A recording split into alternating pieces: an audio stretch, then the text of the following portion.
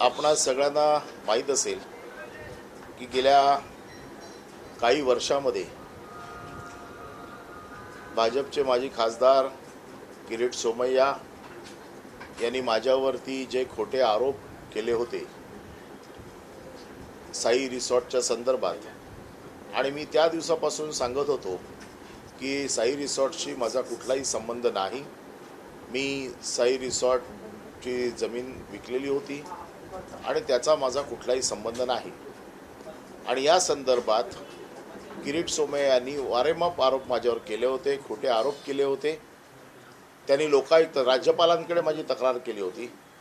राज्यपालांनी लोकायुक्तांना निर्देश दिले होते आणि लोकायुक्तांच्या समोर जी सुनावणी झाली त्या लोकायुक्तांच्या सुनावणीचा काल निर्णय आलेला आहे आणि लोकायुक्तांनी त्याची जी याचिका होती ती फेटाळून लावलेली आहे.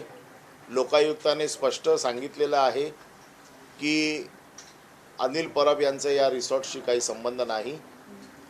हे रिसॉर्ट सदानंद कदम यांचा आहे. सदानंद कदम हे लोकसेवकाच्या व्याख्येत बसत नाहीत.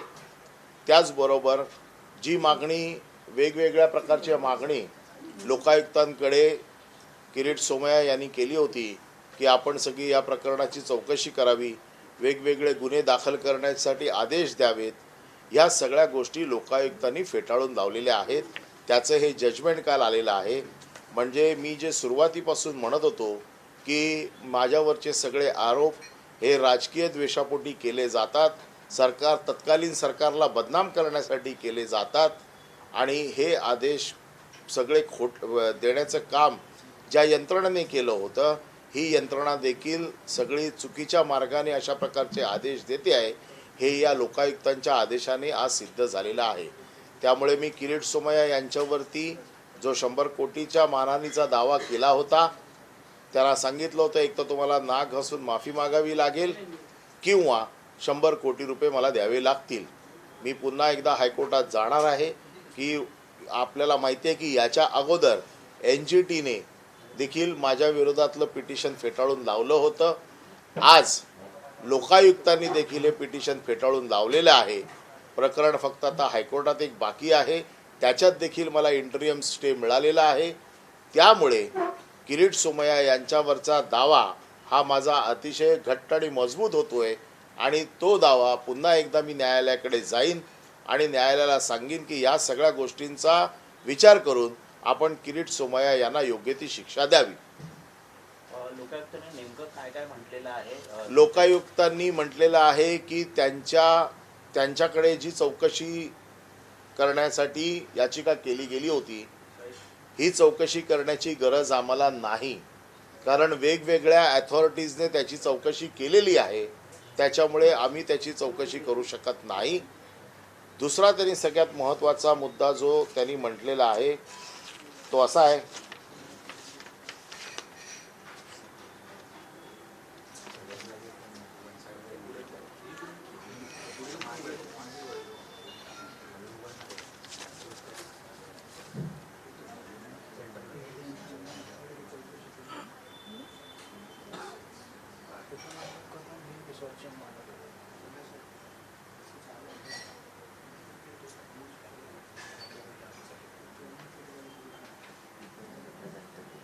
त्यांनी एक पॅरेग्राफ असा म्हटला आहे, from the aforesaid fact it is apparent that the complainant after filing the complaint before me has also filed several complaints before the other authorities in respect of the same subject matter as pending before me.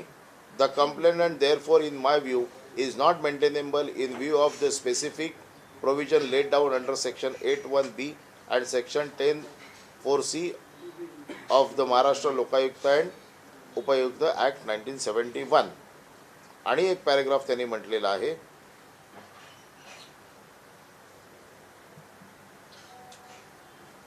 the complaint even otherwise is not maintainable because Shri Sadanand Kadam is the owner of the said property since he has purchased it by registered conveyance in 2020 and therefore he is not a public servant within the meaning of the section 2K of Maharashtra Lokayukta and उपायुक्त act 1971. त्यामुळे लोकायुक्ताने अतिशय स्पष्ट म्हटलेलं आहे की various अथॉरिटीकडे complaint झालेल्या होत्या, त्याची सगळी चौकशी झालेली आहे. म्हणजे ज्या ज्या NGTकडे गेली होती, NGTने ते पिटिशन फेटाळून लावलं. CRZकडे होती, त्या प्रकरण कोर्टामध्ये CRZला त्याला स्टे मिळालेला आहे. माझ्यावरती जे आरोप केलेले आहेत त्याच्यावरती कुठल्याही प्रकारचा गुन्हा सिद्ध झालेला नाही.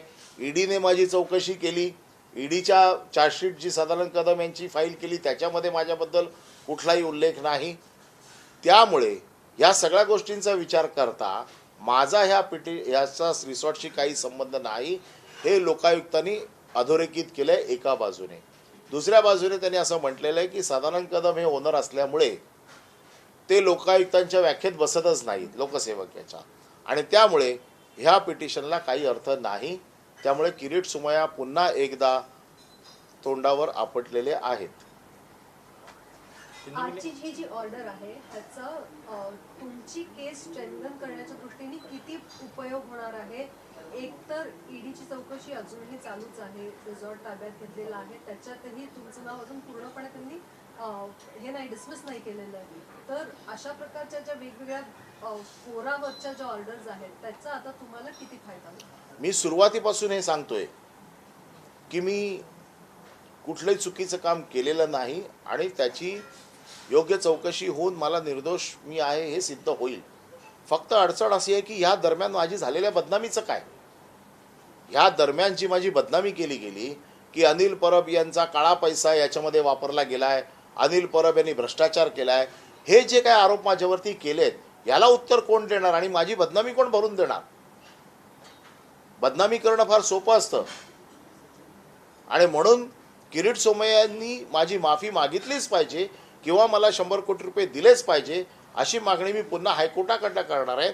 कारण वेगवेगळ्या फोरमवरती जिथे जिथे चौकशी, मी सुरुवातीपासून सांगतोय की मी किरीट सोमय्याला उत्तर द्यायला बांधील नाही. मी उत्तर देईन ज्या अथॉरिटीज मला प्रश्न विचारतील, ज्या अथॉरिटीज मला ज्यांच्याकडे माझे प्रश्न आहेत त्या सगळ्या अथॉरिटीज एक एक एक एक एक एक करत मला त्याच्यामध्ये क्लीन चिट देत आहेत. आणि अशा वेळेला किरीट सोमय्या हे जे माझ्यावरती आरोप करत होते ते आरोप करून आता त्यांचे जे काही कपडे उतरायचे ते उतरले, पण माझ्या बदनामीचं काय? माझी जी बदनामी झाली गेले कित्येक वर्षामध्ये, मी मंत्री असताना माझी बदनामी झाली. मी त्यानंतर वर्ष दीड वर्ष या सगळ्या यंत्रणांना सामोरा गेलो, माझ्या कुटुंबाला त्याचा नाहक त्रास झाला. अशा प्रकारे राजकीय द्वेषापोटी जे आरोप केले जातात त्याच्यामुळे एखाद्याचं आयुष्य उद्ध्वस्त होऊ शकतं आणि म्हणून याला कुठेतरी चाप बसायला पाहिजे. हे आता हळूहळू सिद्ध होतंय. परंतु माझी राजकीय बदनामीचं काय? मला जी काय वर्ष दीड वर्ष जो मानसिक त्रास झाला याची जबाबदारी आता कोण घेणार? किरीट सोमय्या यांनी केलेले जे आरोप होते त्या आरोपांच्या आधारेच ईडी आणि त्यांनी इतर संस्थांनी तुमची चौकशी केली होती. ते ईडीच्या विरोधात आता काय करणार? नाही, त्यांची पण चौकशी पूर्ण होऊ देत ना, सगळं पूर्ण होऊ देत. याचं एकदा सगळा सोक्षमोक्ष झाला. मी पुन्हा इलेक्शन कोर्टाकडे तर मी गेलेलोच आहे. पुन्हा आता मी अर्ज करीन की या सगळ्या NGTवरती मुळात माझ्यावर आरोप काय होता? मुळात त्या पिटिशन कशाचं होतं की त्या रिसॉर्टचं पाणी समुद्रात जातं इथपर्यंतच मर्यादित आरोप होता तो. त्याच्यावरती पोल्युशन कंट्रोल बोर्डाने स्वतःचं मत दिलं की रिसॉर्ट चालू नसल्यामुळे पाणी जात नाही. दुसरी गोष्ट म्हणजे त्याच्या बाबतीमध्ये पोलिसांनी रिपोर्ट दिला, त्याच्या बाबतीत ईडीचे अधिकारी गेली, त्यांनी घेतला. परंतु त्या माध्यमातून वेगवेगळ्या चौकशी आणखीन पूर्णपणे अगदी माझ्या स्वतःच्या बिझनेसपर्यंत जाऊन सगळी चौकशी झाली. हे सगळं जे काय माझं व्यक्ती स्वातंत्र्य आहे ते उद्ध्वस्त करून टाकलं. आता या सगळ्या गोष्टीतनं ज्या वेळेला माझी मुक्तता होते त्यावेळेला माझं झालेलं नुकसान कोण भरून देणार? आरोप केलेला आहे त्यांनी. आजही एका मुलुंड कोविड घोटाळा प्रकरणात मी आणखीन महाविकास आघाडीच्या लोकांची जी जे पितळ आहे ते उघडं करेन असं ते म्हणाले. बघा, किरीट सोमय्याला नैतिक अधिकार कुठलाच नाही. त्याची जी काही कृत्य आता बाहेर आलेली आहेत, अजून काही येतील, त्याच्यामुळे त्याने नैतिक अधिकार त्याने गमावलेला आहे कोणावरही आरोप करायचा.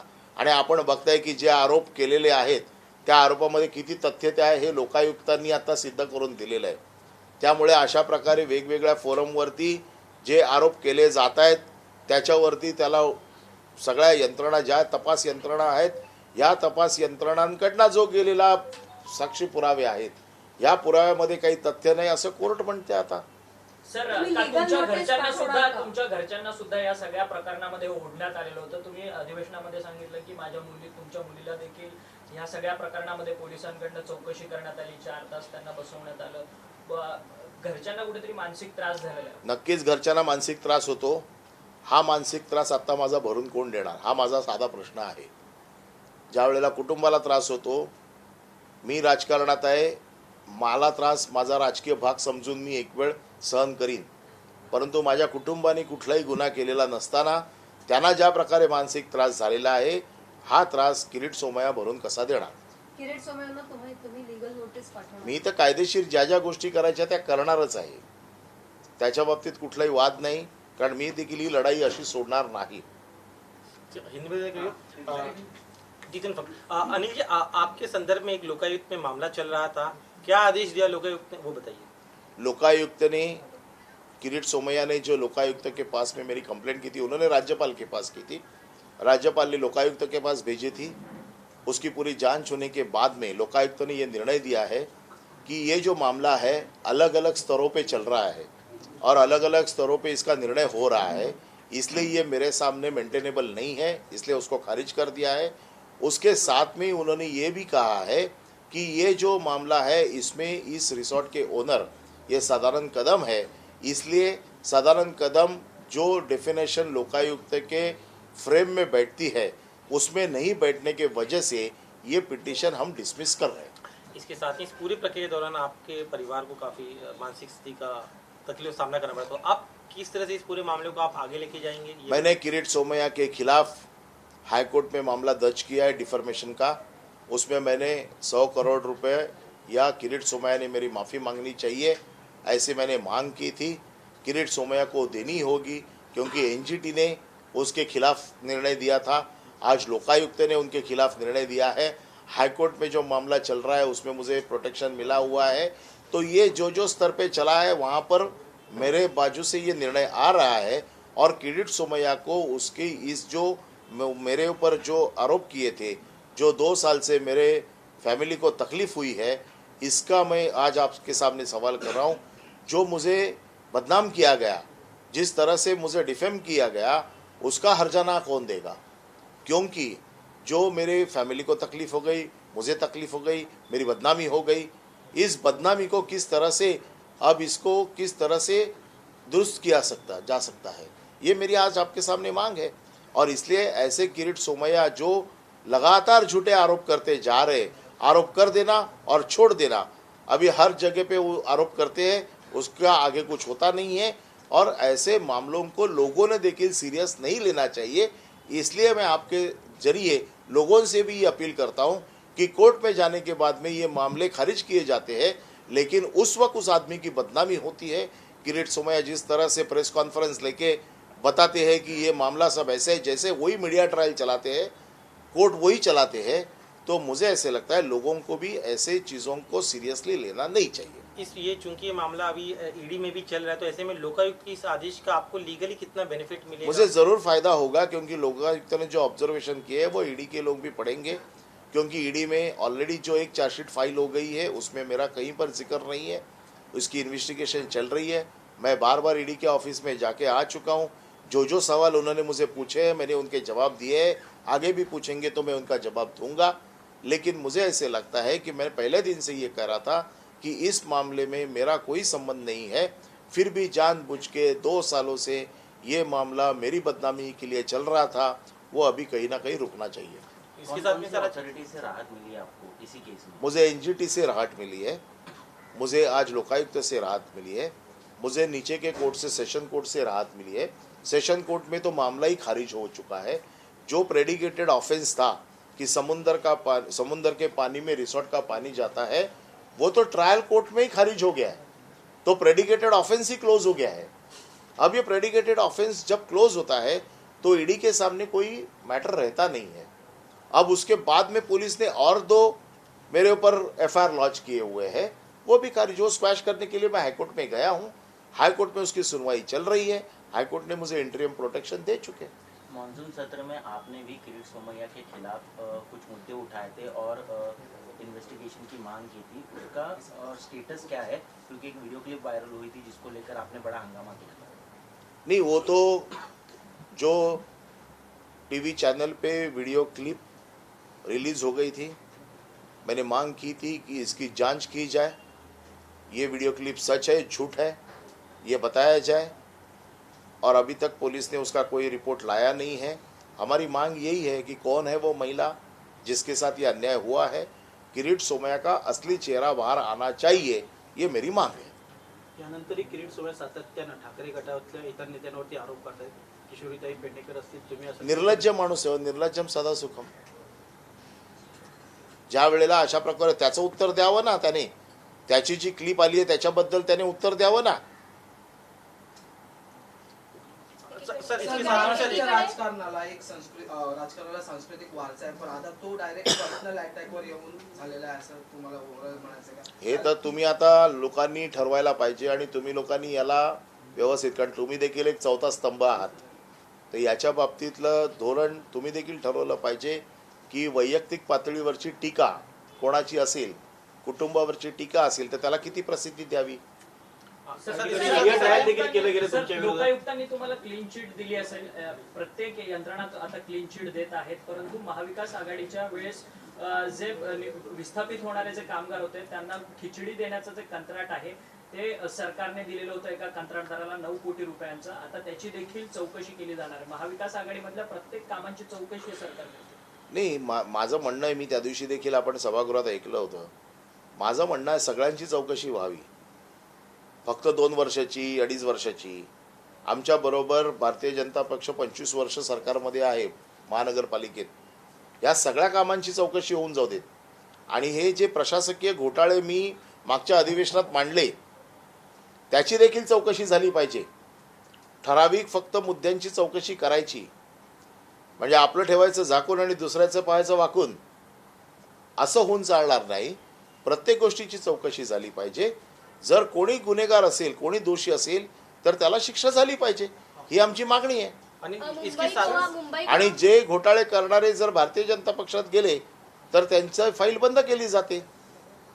आणि इसके पूरे प्रक्रिया के दौरान एक चीज देखी गई कि किरीट सोमैया मार्गावर जे खड्डे पडले त्यासाठी रायगड पत्रकारांकडनं बोंबा मारायचं आंदोलन केलं जाणार आहे. कुठेतरी भाजपकडनं फक्त एकाच ठिकाणी, म्हणजे जे ऍक्च्युली खड्डे किंवा असे मुद्दे आहेत ते टाळून वेगवेगळ्या ठिकाणी लक्ष केंद्रित केलं जातं असं वाटतं. बघा, मुंबई गोवा मार्गाची रस्त्याची चाळण झालेली आहे.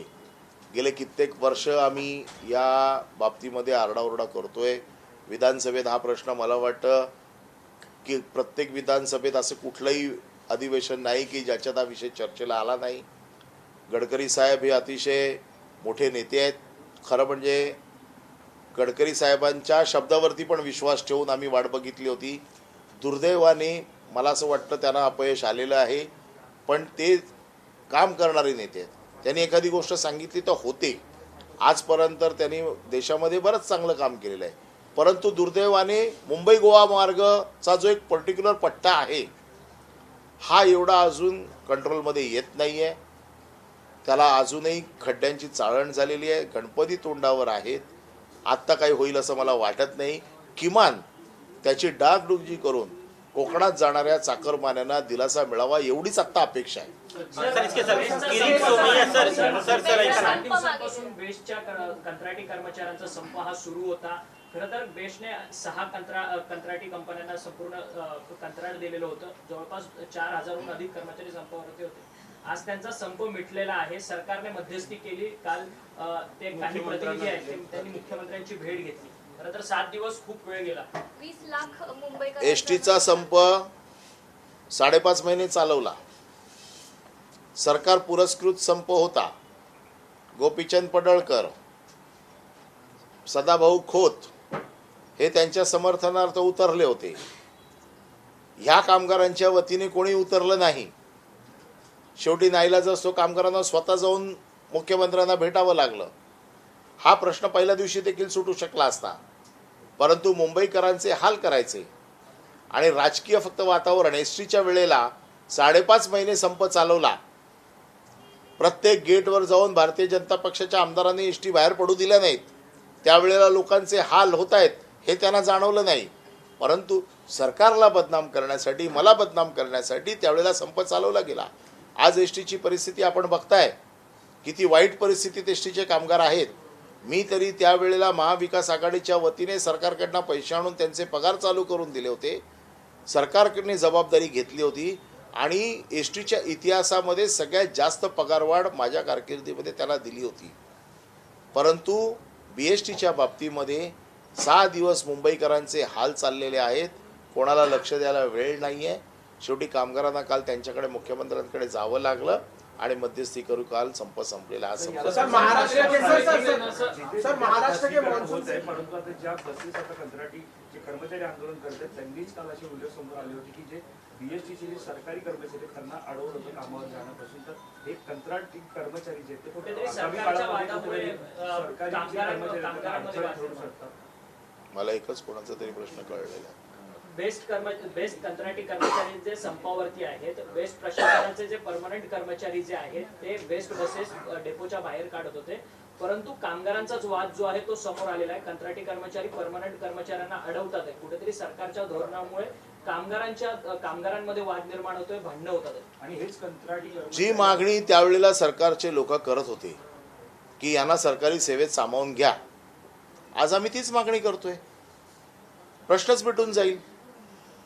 ज्या वेळेला महाविकास आघाडीचं सरकार होतं त्यावेळेला एस टीच्या कर्मचाऱ्यांना सरकारी सेवेत सामावून घ्या ही मागणी सतत भारतीय जनता पक्षातर्फे केली झाली होती. माझी आज त्या मागणीला आठवण करून देतो की तुम्ही सगळ्या एस टीच्या कर्मचाऱ्यांना सरकारी सेवेत सामावून घ्या, बी एस टीच्या कर्मचाऱ्यांना सरकारी सेवेत सामावून घ्या, म्हणजे हा प्रश्न मिटेल. कारण त्यांचीच मागणी होती. आता त्यांचं सरकार आहे, त्यांना पूर्ण करायला काहीच हरकत नाही आहे आणि ते पूर्ण करू शकतात. कारण ही मागणी त्यांनी सरकारकडे केली होती.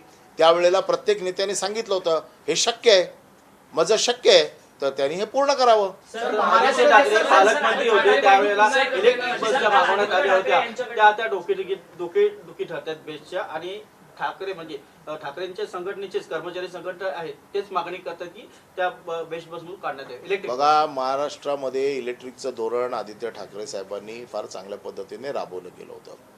प्रदूषणमुक्त देश करण्याची घोषणा ही फक्त आदित्य ठाकरेंनी केलेली नाही आहे, ही केंद्र सरकारने केलेली आहे. माननीय पंतप्रधान देखील हेच म्हणत आहेत की प्रदूषणमुक्त धोरण असलं पाहिजे, देशातलं प्रदूषण कमी झालं पाहिजे. डिझेल पेट्रोलचे भाव गगनाला भिडत आहेत, त्यामुळे इलेक्ट्रिक व्हेकल हा त्याच्यावरचा एक पर्याय आहे आणि म्हणून त्यांच्या काळामध्ये आम्ही ते इलेक्ट्रिकचं धोरण प्रमोट करत होतो.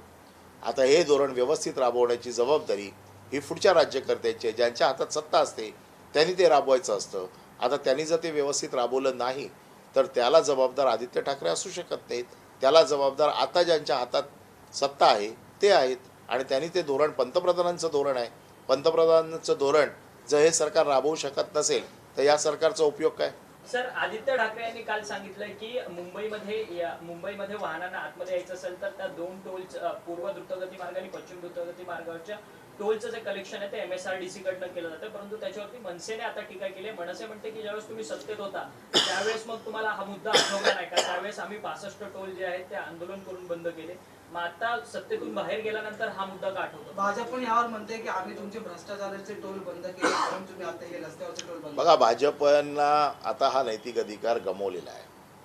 भाजपचे भ्रष्टाचाराची एक प्रकरणं बाहेर येत आहेत आणि ते जुन्या कडीला आणण्याचा प्रयत्न करत आहेत. आणि म्हणून माझं म्हणणं असं आहे की जे विषय आम्ही आता मांडतोय एक हे लोकहिताचे प्रश्न आहेत. सरकार 5 वर्ष पूर्ण चाललं असतं तर प्रत्येक निर्णय काय पहिल्या वर्षात होत नाहीत, हे टप्प्याटप्प्याने निर्णय होत असतात. प्रायोरिटी असते सरकारची, त्या प्रायोरिटीप्रमाणे काम चालू होतं. काम खूप चांगलं चाललं आहे, परत आपल्याला ही संधी आयुष्यात मिळणार नाही म्हणून कट कारस्थान करून हे सरकार पाडलं गेलं. हे जर पूर्ण काळ चाललं असतं तर कदाचित अजून काही पूर्ण निर्णय झाले असते. सर मानसून सेशन के बाद, सर महाराष्ट्र के मानसून सेशन के बाद किशोरी ताई पे फिर से एफआईआर दर्ज हुआ मानसून सेशन के तुरंत बाद, तो उसके ऊपर आप क्या कहते? देखो, ये जो आरोप जैसे मैंने बताया, जैसे मेरे ऊपर आरोप हुए हैं वैसे किशोरी ताई के ऊपर आरोप हुए हैं. इसकी जांच होगी, उस जांच में सब सच जो है बाहर निकल के आएगा। लेकिन जब सच निकल के आएगा और उसमें अगर कोई फैक्ट नहीं होता है तो ये जो बदनामी होती है, मैं आज आपको वही सवाल पूछने के लिए यहाँ पर बुलाया हूँ कि इस दरमियान जो बदनामी होती है उसका हर्जाना कौन देगा? सर, पक्षप्रमुख उद्धव ठाकरे, राज ठाकरे यांच्यामध्ये चर्चा होण्याची शक्यता आहे. त्यांनी फोनवर बोलणार असं म्हटलंय. नाही, मला माहित नाही. तुमच्याकडे काय माहिती असेल तर मला याच्या बाबतीतली काही माहिती नाही. आणि यालाच धरून असा प्रश्न आहे की काल सिनेटर संदीप देशपांडे म्हणतात की जर फोन करायचा असेल तर राजावाजा कसा? पण मला एक गोष्ट कळत नाही की हा गाजावाजा केला कोणी? ही मीडियातनंच बातम्या येत आहेत. ना उद्धव ठाकरेंनी कुठे सांगितलं मी फोन केला, ना राज ठाकरेंनी सांगितलं की मला कोणाचा फोन आला. हे तुमच्यापैकीच कोणतरी फोन करून सांगत असेल. बट सर क्या बातचीत अगर करते हैं तो क्या साहब तैयार है कि बाला साहब के स्मारक अरे का आप मुद्दा है? मुझे क्यों पूछ रहे हो? वो दो लोग जो बड़े लोग हैं वो आपस में डिसाइड करेंगे ना उन्होंने दोनों ने किसी ने कहा है, ना उद्धव ठाकरे ने कहा है, ना राज ठाकरे ने कहा है. तो आप क्यों कनेक्शन जोड़ रहे हो? तुम्ही किरीट सोमय्या यांनी केलेल्या खोट्या आरोपांवरती अब्रू नुकसानीचा दावा दाखल करणार आहात, त्यासाठी फाईल देखील करणार आहात. परंतु तुमच्या प्रकरणामध्ये आणि इतर जे आरोप करतात नेत्यांमध्ये एक मीडिया ट्रायल देखील खूप मोठ्या प्रमाणात करण्यात आली. जे चॅनल्स या संदर्भात होते त्यांच्या विरोधात तुम्ही कारवाई करणार आहात का किंवा काही? नाही, ही जेव्हा सुनावणी येईल त्यावेळेला ज्या चॅनलवरना बदनामी झालेली आहे त्या चॅनलला देखील कोर्टामध्ये उत्तर द्यावं लागेल ना की त्यांनी कुठली सत्यता तपासून बघितली आणि त्याच्यावरती ही ट्रायल चालवली. सर, दिल्ली के सदन में नो कॉन्फिडेंस मोशन होने जा रहा है विपक्ष की तरफ से. शिवसेना की तरफ से डॉक्टर श्रीकांत शिंदे वहाँ पर भाषण करने वाले हैं. क्या आपको वहाँ पर पूछा गया था कि आप भाषण करेंगे नहीं? क्या आपके गुट को वहाँ पर मान्यता मिली है, नहीं मिली है, इसके ऊपर कुछ चर्चा हुई है? नहीं, उसका निर्णय तो लोकसभा में होगा और उसके बारे में जवाब वहाँ के गठनेता है वो देंगे. तो इस बारे में मातोश्री पर या नहीं, मुझे उसके बारे में ज़्यादा जानकारी नहीं है. लोकसभा के जो हमारे गठनेता है विनायक राउत, वो इसके बारे में ज़्यादा जवाब दे सकते हैं आपको. Thank you sir. चला, थैंक यू. एबीपी माझा, उघडा डोळे बघा नीट.